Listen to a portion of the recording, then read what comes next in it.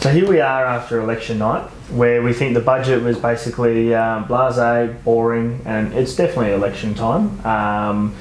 So we're here to sort of digest and talk about some of the strategies that we believe may impact our clients moving forward.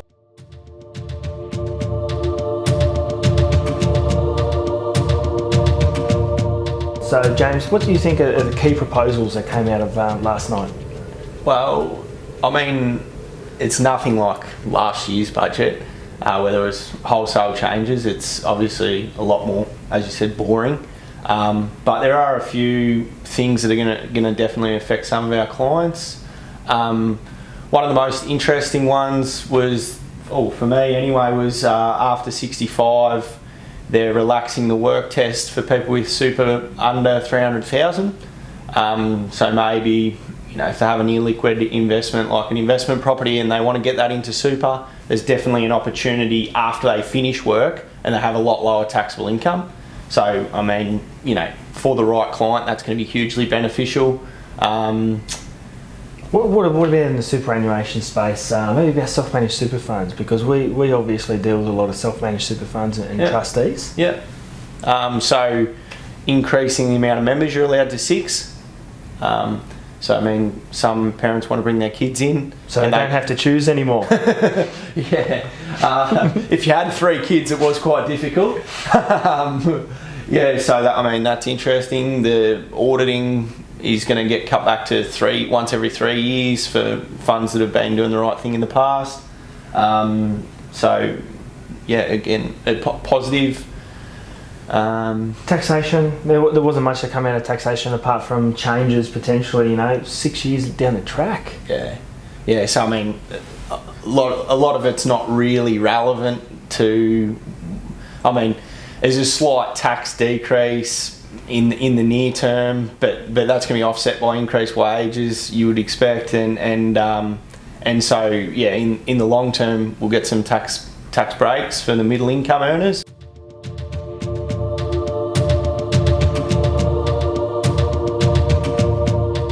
You're looking for retirement and you're sitting on a really, really old super fund that has a high exit fee. Yeah. I mean, there was some highlights last night now, so can you tell us a little bit more about that?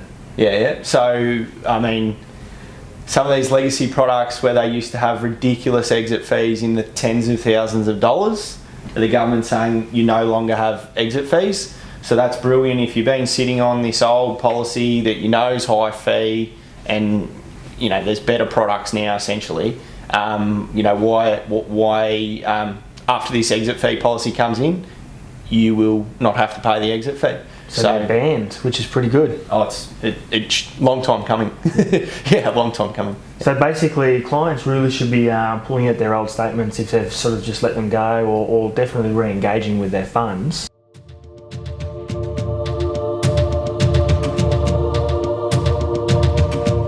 So, from a strategy point of view, I guess there's nothing amazing that we can do as opposed to the previous years. However, we're coming into 30th of June. There was no changes to caps, so we're the status quo. Yep. But for pre-retirees too, we've still got the downsizer, the rules coming in. Yep. So what about first home savers? They're sort of pre-retirees won't be in that, but at least the next generation they can help their kids. So do you see any strategies being deployed across both of those particular areas? Yeah. That was announced last budget and it's coming into force. So, they're valid strategies. You can, save a bit of money in tax and, with the first home saver scheme, and you can definitely downsize and put it into super. And they were addressed last budget and they're coming into force now. So, we've got a few clients that are looking at doing those sorts of things, and it's definitely a valid strategy that not many people are doing because it was announced last budget, but everyone seems to have forgot about it. So yeah, that's it. I think it's taken a bit of a backward step, but it does come into force basically on the 1st of July 18. So and that has taken a bit of a backward step. Now, if I'm sitting, with thousands of dollars in a safe at home, yeah. If I've got $10,000 plus, what am I going to do with that now? I can't go out and buy a car. How are we going to get this into the system? Because a lot of the older generation, unfortunately, have been so secure and cash, they're wanting cash, on yeah. physical cash. Yeah. So I feel there's going to be some conversations come up with some pre-retirees about what do they do with this. Yeah, spending the money that's been under the mattress. Yeah. Yeah, so there's definitely some planning opportunities from that perspective.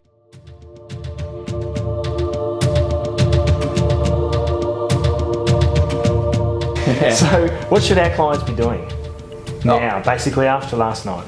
After last night, I mean, it's just going through exactly what you've got. So if you have got one of these old legacy products, you know, this is a very interesting budget for you. If you do have a low super balance, maybe you've been self-employed but you had an investment property and that's not liquid for your retirement spending, so you do want to get it into super and you are retiring, you know, the over 65 and still meet the work test for a year afterwards, if you have a balance lower than 300,000, that can work for particular clients. Yes, we're going to get some tax cuts in, you know, when I'm an old man. So for pre-retirees, it's not really going to have a huge impact of tax cuts. We've got a couple of offsets helping encourage people staying in the workforce longer. Yep, there is, yeah. I mean, they're not massive, but they're still a plus. You know, anything, you know, cash in someone, you know, the client's pocket is a positive thing. Yeah. And I mean, the government, you know, they're moving the age pension age higher. They want us to work longer, and there's a few little things in there to say incentivise that working longer. You know, if you are retired, you are going to be able to go out and earn a little bit more money, you know, up to $7,000 or something like that, if you know, without actually impacting your age pension. So if you want to do a little bit of work, there's actually an incentive to do that now, which, you know, is good. Well, that's been a bit of a wrap up. If anyone has any further questions, my name's Shane Light, Head of Advice here at the Hopkins Group. I have been talking to James Weir, one of our financial advisors. But yeah, definitely pick up the phone, have a talk to your financial advisor, and if you're a new client, prospective client, and you do have one of these old policies, and or you feel that one of these strategies, you know, pricks your ears, and you do need to sit down with someone and now, you know, take that to the next step. No time like the present. Yeah, these legacy products with really high exit fees that are non-beneficial in this environment, non-competitive in this environment. More the point. You know, definitely make a call to someone or have a look. Thank you.